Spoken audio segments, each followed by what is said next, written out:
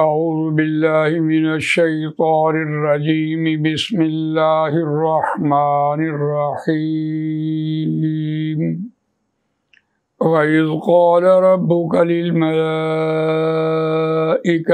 إِنِّي جَاعِلٌ فِي الْأَرْضِ خَلِيفَةً صدق اللہ العظیم رب اشرح لی صدری ویسر لی امری واحلل عقدۃ من لسانی یفقہوا قولی اللہم ارنا الحق حقا وارزقنا اتباعہ وارنا الباطل باطلا وارزقنا اجتنابہ آمین یا رب العالمین۔ دوستو اور بزرگوں، آج سورہ بقرہ آیت نمبر 30 اس کا ہم نے آغاز کیا ہے اور یہ چوتھا رکوع شروع ہو رہا ہے پہلے پارے کا، اور اس رکوع میں خاص طور پر اگر ہم اس کا عنوان مرتب کریں تو تخلیق آدمیت ہے۔ آدم علیہ السلام کو اللہ نے زمین پر اپنا نائب بنایا، تو بات جو شروع کی ہے وَإِذْ قَالَ رَبُّكَ لِلْمَلَائِكَةِ إِنِّي جَاعِلٌ فِي الْأَرْضِ خَلِيفَةً، اور وہ وقت یاد کرو جب کہا تیرے رب نے واسطے فرشتوں کے انی جاعل، بے شک میں بنانے والا ہوں، فی الارض زمین میں، خلیفہ نائب بنانے والا ہوں۔ یہ خلیفہ کا لفظ قرآن مجید میں 4 اور مقامات پر آیا۔ پہلا مقام جہاں یہ آیا ہے وَهُوَ الَّذِي جَعَلَ لَكُمْ خَلَائِفَ الْأَرْضِ وَرَفَعَ بَعْضَكُمْ فَوْقَ بَعْضٍ، اور وہی ذات ہے جس نے بنایا تم کو جانشین زمین میں اور بلند کیے تم میں سے بعض کو بعض پر درجات۔ دوسرا مقام جو ہم نے دیکھا وہ ہے سورہ اعراف آیت نمبر 69 میں أَوَعَجِبْتُمْ أَنْ جَاءَكُمْ ذِكْرٌ مِّن رَبِّكُمْ عَلَى رَجُلٍ مِّنْكُمْ لِيُنذِرَكُمْ، کیا تم حیران ہو گئے یہ کہ آیا تمہارے پاس ذکر یاد دہانی تمہارے رب کی طرف سے ایک مرد پر، ایک آدمی پر، منکم جو تمہیں میں سے تھا، لیونذرکم کہ وہ ڈرائے تم کو، آگاہ کرے، واذکروا اور یاد کرو، اذ جعلکم خلفاء من بعد قوم نوح، جب اس نے بنایا تم کو جانشین قوم نوح کے بعد۔ اب یہاں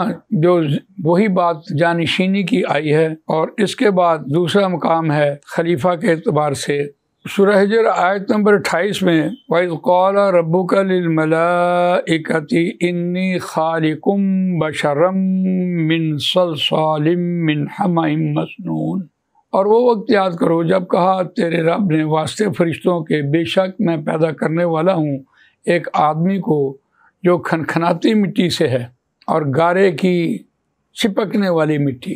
وہاں اس کا یہ حوالہ تھا، اور آخری حوالہ جو قرآن مجید میں سورہ صاد میں دیا ہے آیت نمبر 26، اور وہ حضرت داؤد علیہ السلام کے حوالے سے یا داؤد انا جعلناک خلیفۃ فی الارض فاحکم بین الناس بالحق ولا تتبع الہوی فیضلک عن سبیل اللہ ان الذین یضلون عن سبیل اللہ لہم عذاب شدید بما نسوا یوم الحساب۔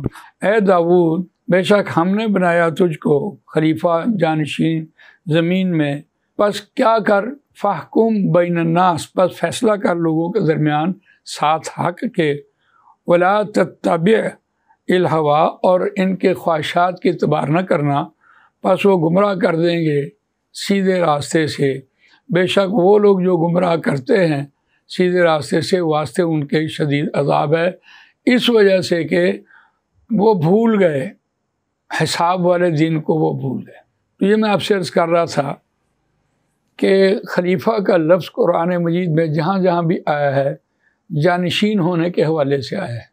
اب سوال یہ ہے کہ اللہ کی ذات بے نیاز ہے، اللہ نے کائنات بنائی ہے، اور اس سے پہلے هو الذی خلق لکم ما فی الارض جمیعا ثم استوی الی السماء فسواہن 7 سماوات، اور اس سے پہلے الذی جعل لکم الارض فراشا والسماء بناء وانزل من السماء ماء، کائنات کی ہر چیز اللہ نے بنائی، فرشتوں کو اللہ نے پیدا کیا، جنات کو اللہ نے پیدا کیا، اور فرشتوں کو یہ اللہ تعالیٰ یہ بات مخاطب ہے کہ میں ایک انسان بنانے والا ہوں، خلیفہ جو زمین پہ جانشین ہوگا۔ فرشتے کے حوالے سے اگر ایک فرشتہ آج اپنی جلوہ گری میں آ جائے، پوری انسانیت مر جائے، اور اتنی لاتعداد جتنے انسان ہیں اس سے کہیں زیادہ اللہ تعالیٰ نے وہ فوج بنائی ہے، اور انہوں نے کہا کہ ہم تیری تسبیح بیان کرتے ہیں، تیری حمد کے ساتھ بیان کرتے ہیں، تو یہ نائب بنانے کی ضرورت کیا ہے؟ تو اللہ نے کہا نہیں، میں ایک انسان زمین پہ بنانے والا ہوں، نائب بنانے والا ہوں۔ فرشتے اللہ کا ہر حکم سننے کے لیے تیار بیٹھے ہیں، اور جو ہی حکم ملتا ہے بجا لاتے ہیں، اللہ کی تسبیح بیان کرتے ہیں۔ نائب بنانے کی ضرورت کیوں پڑی؟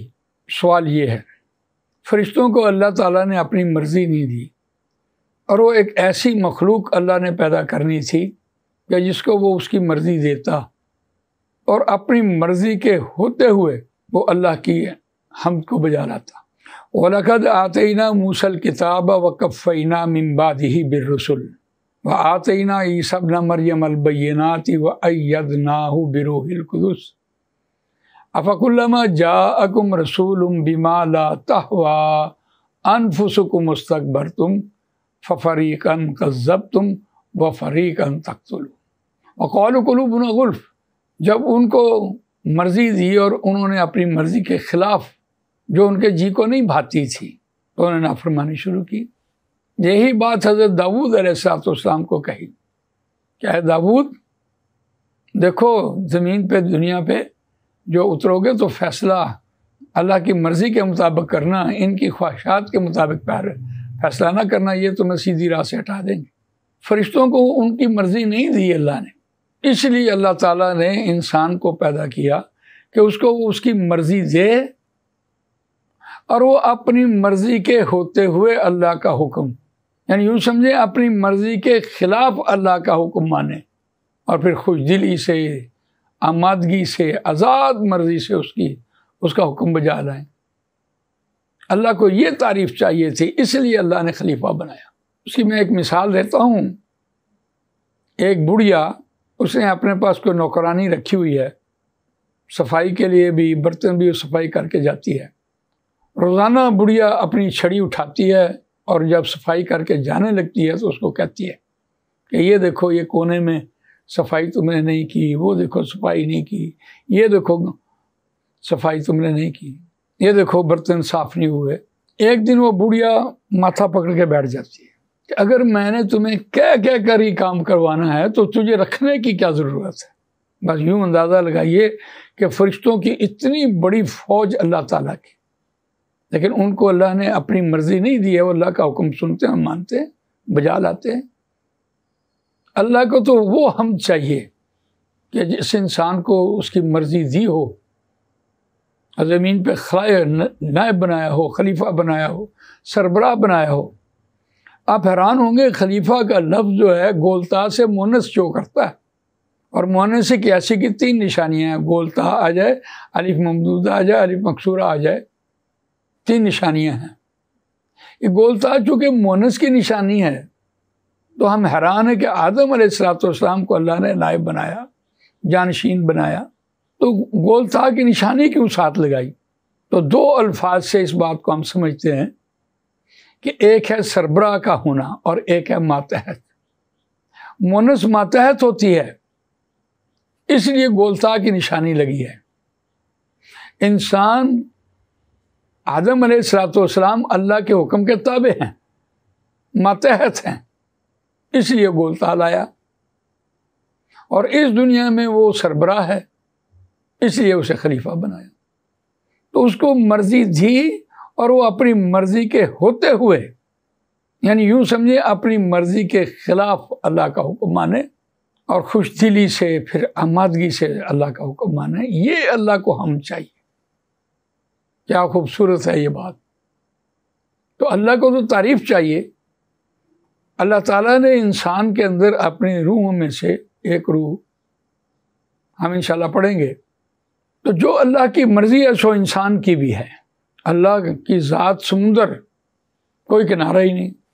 اور انسان کیا، ایک قطرہ آپ سمندر سے لے آئیں، ایک قطرہ آپ گلاس کے پانی میں سے لے لیں، انالیسس وہی ہوگا H2O. لیکن وہ لامحدود اور یہ محدود. لیکن چونکہ انالیسس ہے لہٰذا انسان جو بھی کام کر رہا ہوتا ہے یقیناً اپنا نام لکھتا ہے، اپنی مہر لگاتا ہے اور پھر تعریف بھی چاہ رہا ہوتا ہے. لیکن یہ راستہ جو ہے تعریف کا اللہ نے بند کر دیا ہے. چونکہ اللہ نے تعریف چاہی ہے اس لیے انسان کا یہ راستہ بند ہے. تعریف منہ پر کرنا اور تعریف چاہنا دونوں ہی حرام. رسول اللہ صلی اللہ علیہ وسلم نے ایک شخص کے منہ میں خاک ڈال دی کیا تم نے اس کی تعریف کی اور تم نے اس کا ستیہ ناش کر دیا. لیکن یہ تعریف چاہنا انسان کو تکبر کی طرف انسان کو لے جاتا ہے. کیا خوبصورت میں نے بات کی ہے یا ہم نے چیز کیسی بنائی ہے. تو بہرحال اس اعتبار سے دیکھیے کہ خلافت ہے کیا، جانشینی ہے کیا، اللہ کے حکم کے ماننے کا نام ہے. تو بہرحال آج کا لیسن ہم اتنا ہی رکھتے ہیں. اللہ تعالیٰ مجھے آپ کو قرآن مجید پڑھنے، سمجھنے، اس پر عمل کرنے، اس کو دوسروں تک پہنچانے کی توفیق عنایت فرمائے. سبحانک اللہم و بحمدک نشہد ان لا الہ الا انت نستغفرک و نتوب الیک.